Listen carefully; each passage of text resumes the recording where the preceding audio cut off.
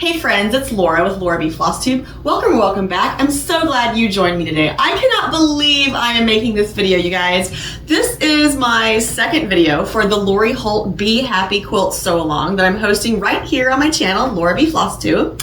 So I got started on the Honeycomb Border and I recorded that video and I told you guys I'm going to be doing this as we go along. I'm hoping that I'll have my border together by the time we get done with the quilt along, just because I felt like there were a lot of hexes to do, right? Like 99 of them, 68 big, 31 little. Make sure you check out the cheat sheet that I linked in that video. And I'll link it in the description box below here too. So I got all the hexes done. I got them all turned, I got them all pressed, and then I was like, oh my goodness, I could get this border together. So behind me, you're seeing the majority of the Honeycomb Border. I have them laid out in the way that I'm going to put them into the quilt borders. I want to let you know that I did a couple variations with my border just because of the way my background fabrics worked out and because of the way my hexes worked out. So on the top row, I just have it just the way it was designed on the original design. The bottom row, which is kind of split here, this is the first part, and then it goes across here, is also in the correct order, or the order of the cutting guide. The original pattern. The left side border is also in the correct order, or the order of the cutting guide. The right border, however, I swapped some things around. Just because when I started looking at this, I have this background fabric here, and I also have it right up here. And I didn't want this and this right there on the corner together. So I was like, you know, I could just move it around a little bit. So I swapped the 6 and the 1. And then I was like, well, I don't want 1, 6, 8, 3. That's kind of crazy looking. So I also switched the 3 and the 8 down below. So when you look at my quilt, I didn't do it wrong. I just chose to vary the way those strips are laid out for that right border on the quilt. All right, so I have a couple things I want to share with you about the sew along and a couple resources you might want to check out. So make sure you check out the description box on all of my videos, because I will be linking cheat sheets and tips and tricks and things that I'm doing. And also make sure you watch the videos, because I will be talking about those tips and tricks in the videos. But I've started kind of like a document that I'm going to be adding to each week as I make the blocks, and it's going to give you which shapes you need, what sizes you want, and kind of like where they're going to be going in the quilt. Another thing I'm going to get linked in the description box below is basically like the layout of the quilt, and I'm going to number it so you know which blocks are coming up for the following weeks, and that way you can kind of get an idea of when you can start assembling different portions of the quilt. So I have actually done that in my own cutting guide, and I was like, that's really helpful. People might want to know that. So I'm going to get that scanned and uploaded into the shared folder, and make sure I link in the description box below for that information as well. So, yeah, I have a lot of appliquing of shapes to do, so I'm going to get started on that, and then we're going to talk about cutting down all those border pieces, and then we're going to start assembling our honeycomb borders, because there's no reason we have to wait until we are putting the quilt top together. We can start assembling those borders now. Oh, one tip that I was going to share with you is this. I have all of these laid out on my design board for a couple different reasons. I wanted to make sure when I was putting the hexes on that I didn't have like the same colors together at the corners and things like that. But I also wanted to make sure that I had a good variation across the border. And so before I started laying these borders out, I actually divided all of my hexes by shape and counted the number of hexes for each side and grabbed out a good combination of those colors, and then just laid them out accordingly, however I felt like they would look the best. But then I also took a picture of my design board before I started grabbing anything off like I just did. And that picture is going to help me remember which pieces go where, and I'll be able to assemble my border together easily that way. So always try to think ahead and think, what can I do? Can I take a picture of something? Can I label something? Can I divide and then mix them all up? Things like that will really help you get any of these quilt projects done successfully and without pulling your hair out. Here we are at the sewing machine, and Just in case you haven't seen my other videos, I'll go through this really quickly. I'm using a Juki DX7. For my machine applique, I use the zigzag stitch. My default setting for a zigzag is 3.6 wide and 1.4 long. I crank the width all the way down to 1.8 and I crank the length down to 0.9. All right, so I have 3 little hexies right here, and as I mentioned in the last video when we were talking about the borders, I have not figured out a way to get around more than 2 and sometimes just 1 hexie without having to stop and start and cut my thread. But I want something I didn't mention, and I wanted to because I know that you guys are going to notice that I have a variation in my quilt. I am not doing any of the extra embroidery lines around these hexies. And I chose not to do that because I'm machine appliquing, and you're going to see that machine applique around the outside edge. And I just feel like it's going to get way too busy if I do around the outside edge and another border around some of these hexies on the inside. So I just chose not to do that. Like I said, I know that some of you are going to point out that I have that variation, so just know that that was a conscious decision that I am not doing that extra line of embroidery stitching. And I'm just going to start right here in the middle. I'm going to put this, I am using the clear standard foot that comes with the DX7. I am going to be using a stay stitch to start my stitching, and then I'm just going to stitch around.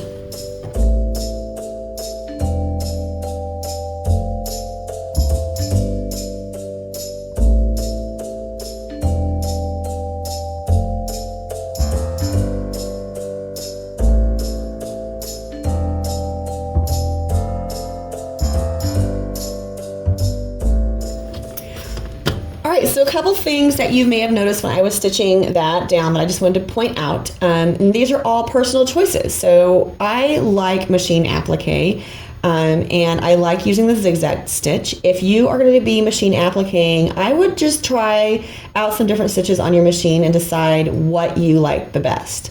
There are definitely different stitches that you could use, and honestly, with this finished edge applique like we're doing because of the interfacing method, you could just run a straight stitch around the outside of the shapes too. You wouldn't necessarily have to have a decorative stitch. So that's definitely a personal preference, and just keep that in mind when you're thinking about machine appliquing and deciding on what you would like to do. Now with the zigzag, these again are my personal choices. I like stopping with my needle on the outside position on these points, and that way when I pivot, it gives me a nice little point, like a little sharp point right there on the pivots where I'm going the next direction. Between the hexies, I like running just a single stitch down. I don't want to do 2 just because I feel like it gets to be looking a little too thick. So I just run a single stitch catching both sides of the fabric and appliquing both sides down at the same time. I do like to do the stop stitch when I start and stop because that way I don't have to back stitch, and again you don't get any bulky stitching look in your machine applique. So at this point, this piece is ready to be pressed and then trimmed down to size. As you saw on my design board, I have a lot of stitching to do. So I'm going to do all of that, and then we will start talking about trimming down all of our border pieces and assembling those borders. All of those little hexies have been sewn into place onto the background fabric. So now all we got to do is trim all of these down.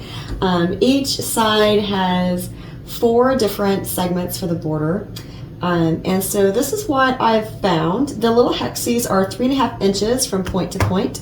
So we're just going to trim this at 1/2 inch above, and that will give us 4.5 inches when we trim 1/2 inch below.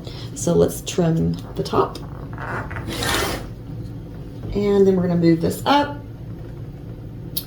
and trim the bottom.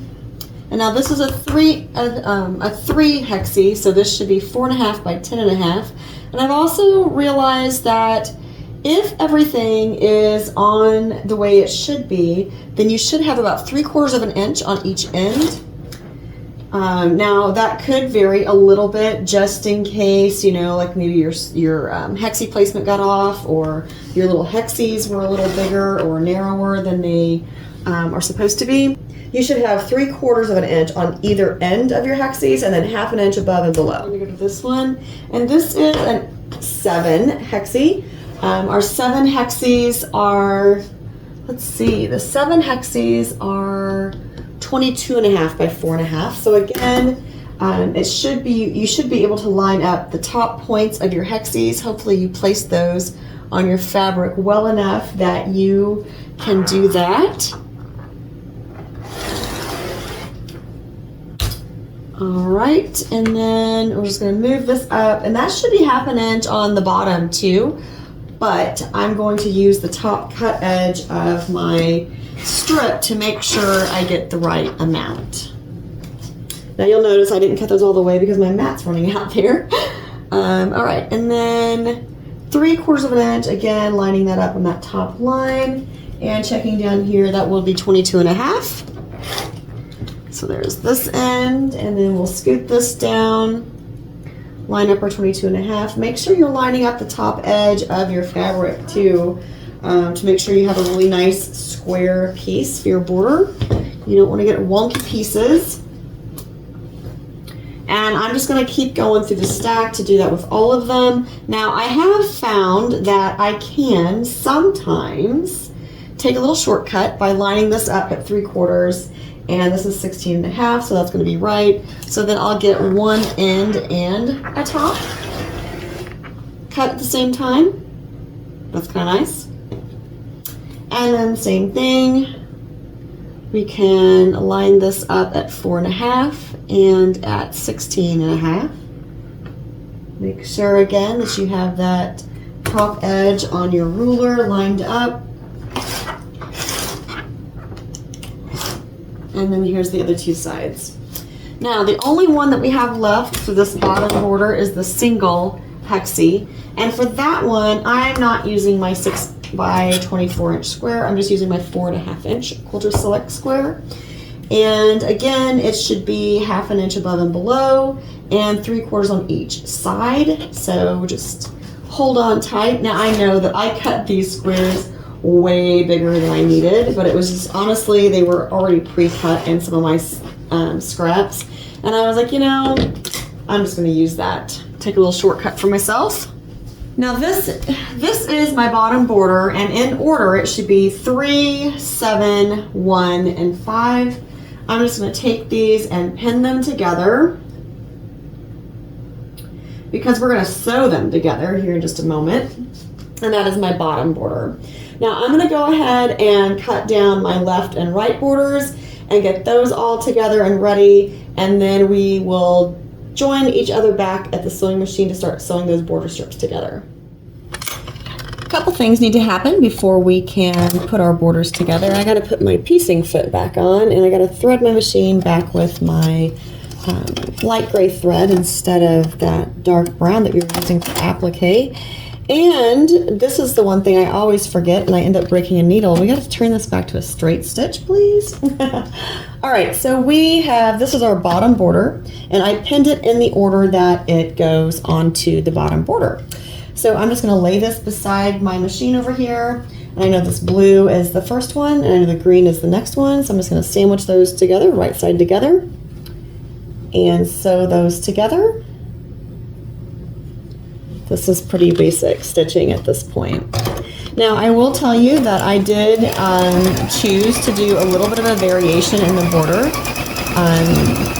just because I wanted to, I don't know, customize my quilt, I guess. I chose to, on the 6 and 8 hexie lengths, I chose to offset them a little bit, and so one end has more of the background showing than the other. It's not centered on those strips, so don't believe that that's a mistake. It was just a quilter's decision. I missed the first few stitches there. Somehow my needle wasn't happy, so I had to go back and catch those up. And then this is the last piece for this row.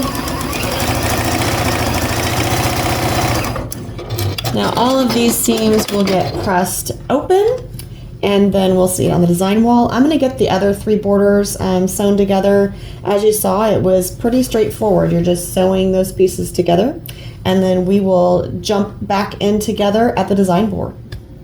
I have all my border pieces together, and I have them all back up on the design wall so I know what goes where. You're going to notice that I did go ahead and sew in my 4.5 inch squares up here on the corners.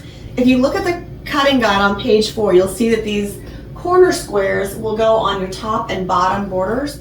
If you want to go ahead and sew those on, then your honeycomb border will be all together and ready. So when we get our piece blocks and our applique blocks all ready and we have that quilt top center together, we can go ahead and get this honeycomb border attached as well. So as we've discussed before, there are 68 large and 31 small hexes to make it all the way around this border. So 99 hexagons. It takes a little bit to get them all sewn together. I'm not gonna lie. I probably spent around 5 hours getting these sewn down. And then, that doesn't include the time I spent sewing them to the interfacing and flipping them and turning them and pressing them and all of that stuff. So it does take some time, but it's definitely doable, and I will be ready for the next round of blocks, which will be our pinwheels and the flag block. Now we're going to do 8 pinwheels, which that's not going to take us any time at all, and then the flag block is just one of those with the red and white stripes, and then you have an applique star to do on that blue block. So we'll talk about that next time. Until then, I hope you're enjoying the Be Happy Quilt Sew Along. This was originally done by Lori Holt in 2017. I'm really just going through her blog post and getting this quilt done and checking it off my list of quilts to make. I hope you've enjoyed watching this video. I hope you are joining in. I would love to hear comments. Please leave those below. If there's anything I can do to help you, leave me a comment, ask a question. I usually get back to those within a couple days. So I do read all of the comments, so you can be expecting a reply from me. Until next time, I hope you're finding some time for crafting and creating, finding joy in all that you do, and of course, happy stitching.